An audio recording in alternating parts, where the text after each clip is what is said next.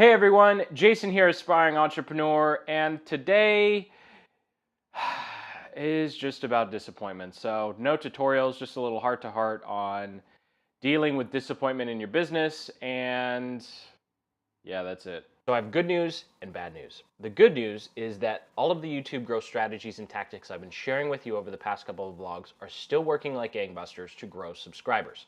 The bad news is, as a creator, I'm apparently doing a really terrible job with this vlog, which obviously could use a lot of help, and bringing people back to the channel.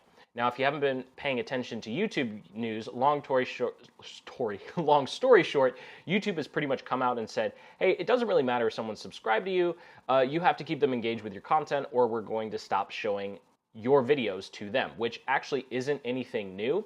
But what is surprising to me is, even though I'm almost at 6,000 subs as the time of this vlog, and I'm still seeing the same amount of organic reach as I did at 1,000 subs. So even though the subscribers are growing, the number of people my new videos are reaching is not. And so that is something that was part of one of my assumptions when it came into my annual goals. And it turns out I'm gonna have to do a really, really hard pivot when it comes to what I'm doing to grow the channel and the business. Which really sucks, because after redoing my goals, I realized that I have to extend the runway of this phase of building the ultimate vision I have for the agency and this channel. And of course, the budget projections I started with at the beginning of the year did not account for that extra runway, and would have been a lot less aggressive with paying for YouTube ads on organic videos versus YouTube ads for actually lead generation or business generation. And so, long story short, this isn't a pity party. I just want you to know that even when you have the best of intentions, like, all of my goals were based on previous data. I didn't just pick things out of thin air, right? And I'm sure you do the same. And even when your goals are based on past experiences, your goals are conservative, and you do everything you can to be frugal in your life, or you're making sure that you're being really intentional with what small budget you have, and you can still get to the end of the road or get halfway down the road and still feel like you're punched in the gut, you're probably doing it right. And really, we have two choices at this point. We could sit around and have a pity party talking about all the external forces, and in this case, it has to do with YouTube and some internal client stuff that I can't really talk about. That has kind of felt like a punch in the gut to me. But whatever it is for you, we have two options. We have two options to respond to this.